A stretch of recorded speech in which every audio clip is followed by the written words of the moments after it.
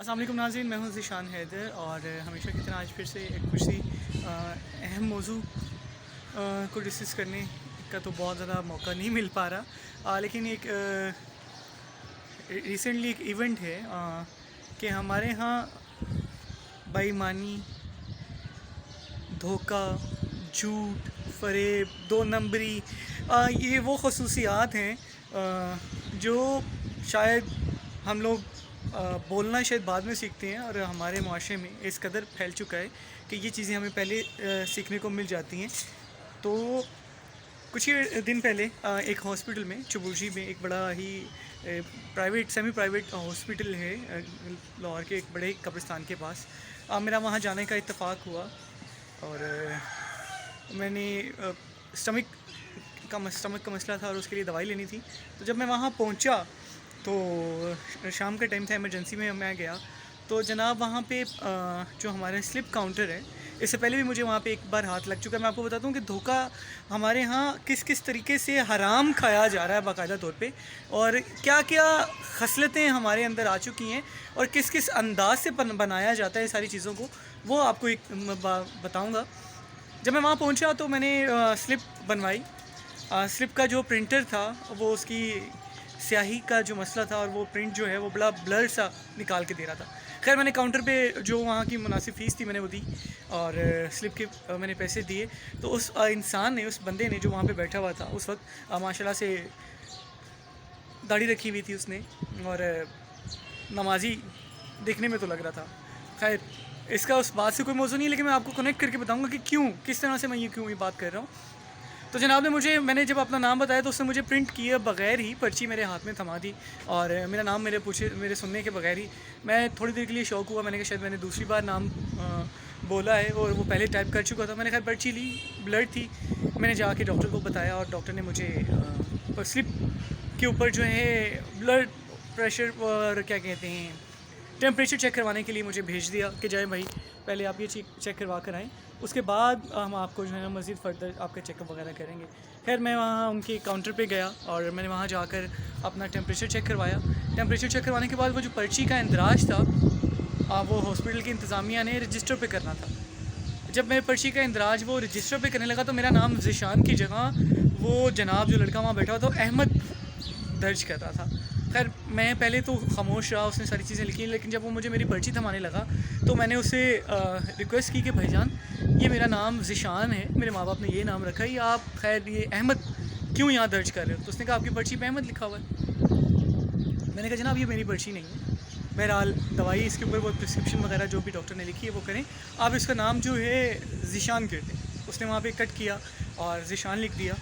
Obviously मेरे पास एक सबूत है, मैं हॉस्पिटल गया हूँ, खुदा न खास्ता कल को कोई मसला हो जाए तो मैं वहाँ कोई रिकॉर्ड नहीं होगा मेरा अगर मेरा नाम अहमद के नाम से दर्ज हो जाता था। तो मैंने फिर वहाँ से डॉक्टर के पास गया, मैंने मेडिसिन ली। मेडिसिन लेने के बाद जब मैं दोबारा काउंटर के ऊपर गया, वो जो उन्होंने स्लिप दे दी, तो मैंने भाई से रिक्वेस्ट की कि भैया ये मेरा नाम जो है आपने अहमद लिख दिया है, इसे ज़ीशान कर दें, आप एक सिग्नेचर कर दें इसके नीचे और उसे काट के मुझे ना ज़ीशान लिख दें। तो जनाब के हाथ पांव फूलने शुरू हो गए और फरमाने लगे कि आपने किसी गलत इंसान की पर्ची उठा ली है। तो इसमें मेरी कोई कुताही नहीं। मैंने कहा जनाब मैं वहाँ अकेला मौजूद था उस काउंटर के ऊपर, और जब मैंने आपसे दरख्वास्त की, अपना नाम बोला, तो आपने बिना इंदराज किए मुझे एक पर्ची थमा दी जो कि पहले से प्रिंट आउट की हुई थी। और आप मुझे जो है ना इसका कोई हल बताएं, क्योंकि ये पर्ची मैंने अपने ऑफिस में जाके दिखानी है और इसके ऊपर मुझे छुट्टी मिलेगी। और अगर ये नाम अहमद लिखा हुआ तो मुझे ऑफ़िस वाले मेरे कान से पकड़ लेंगे कि जनाब हमसे दो नंबरी मत करें। तो खैर अब वो आएँ बाएँ शाही करने लगा, फिर उठ के जाने लगा कि वहाँ हो सकता है काउंटर पे आपकी पर्ची चेंज हो गई हो। तो मैंने उसे फिर बिठाया, भैया आप तसल्ली से खाना खा, ठीक है जो तू ये खा रहा है, लेकिन ये मेरा नाम जो है वो मुझे दुरुस्त करके दे।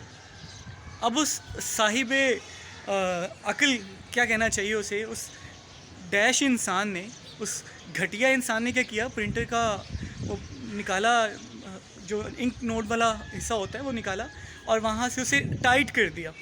और जब उससे टाइट किया और दोबारा से प्रिंट दिया ज़ीशान के नाम से, ज़ीशान हैदर के नाम से, तो वो प्रिंट बिल्कुल ठीक आया।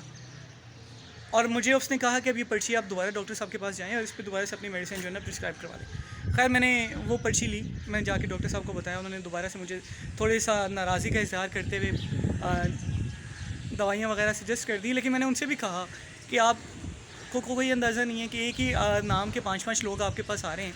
मतलब एक प्रिंट में वो 5 पर्चियाँ निकाल लेता है और आ रहे हैं वालों को प्रिंटर की इंक डल करके वो बांटता जा रहा है और कोई पूछने वाला नहीं है।